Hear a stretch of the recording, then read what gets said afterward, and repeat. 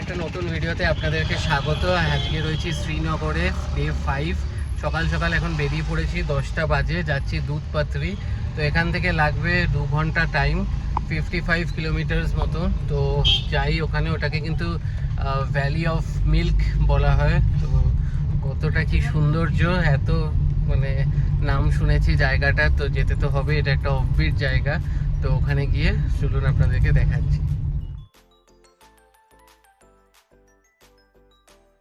Welcome to Dudhpatri. এখানে গাড়িটা toll রয়েছে 75 টাকা করে। এগুলো সব প্যাকেজের সাথে ইনক্লুডেডই থাকবে, যে যার সাথে আসবেন সেই এই পেমেন্টটা করবে।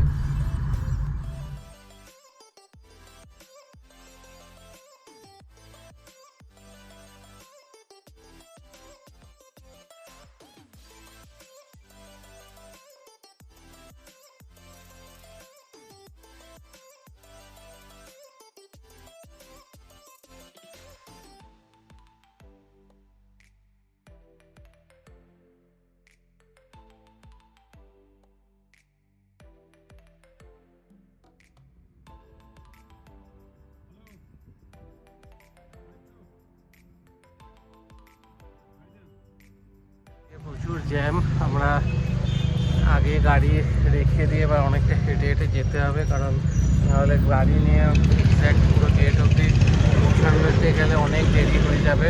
তো আমরা গাড়ি সাইড করে নেমে গেলাম। চলুন দেখাচ্ছি এবার কী পড়েছে। গাড়ি ওঠার রাস্তা, আর এই দিক দিয়ে একটা শর্টকাট এমনি হেঁটে যাওয়ার রাস্তা আছে। তো আমরা এই দিক দিয়ে যাচ্ছি। এসে পৌঁছে গেছি। তো আমাদের ড্রাইভার বোকামি করে একটু আগেই ছেড়ে নামিয়ে দিচ্ছে, কিন্তু পরে অনেক গাড়ি আসছে। আর এখান থেকে মেনলি এটিভি করে বা ঘোড়ার পিঠে চড়ে আপনারা আরও সাইট সিইং করতে পারেন। আমরা দূরে কোথাও যাবো না, এখানেই ভ্যালিতে বসবো, একটু ছবি টবি তুলবো। চলুন আপনাদেরকে ভিউটা দেখাই।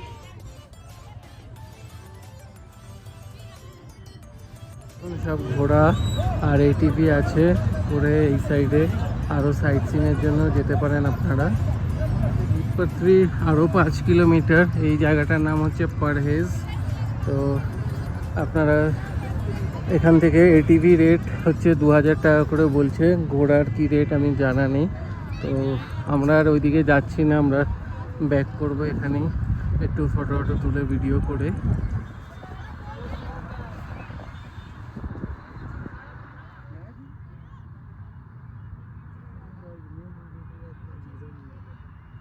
সুন্দর কিন্তু গ্রিনারি, পুরো চারিদিকে সবুজে সবুজ। এখানেও যারা দুধপাত্রি মেন স্পটে না যেতে চান, এখানেও কিন্তু সে বুঝতে পারেন। অনেক লোকেরাই এখানে রয়েছে। অনেকে ঘোড়ার পিঠে চড়ে যাচ্ছে, কেউ কেউ হেঁটেও যাচ্ছে। জায়গাটা কিন্তু অপূর্ব লাগছে দূর থেকে। তো আমরা একটু হেঁটে হেঁটে যাচ্ছি সামনের দিকে। ওখানে আরও বেশি সুন্দর লাগছে ব্যাকগ্রাউন্ডের ভিউটা। আরও বেশ ভালো, মানে হালকা রোদ, হালকা ঠান্ডা ঠান্ডা হাওয়া। সবাই কাপেলরা বসে আছে। বেশ একটা ভালো সময় কাটাবার জায়গা কিন্তু।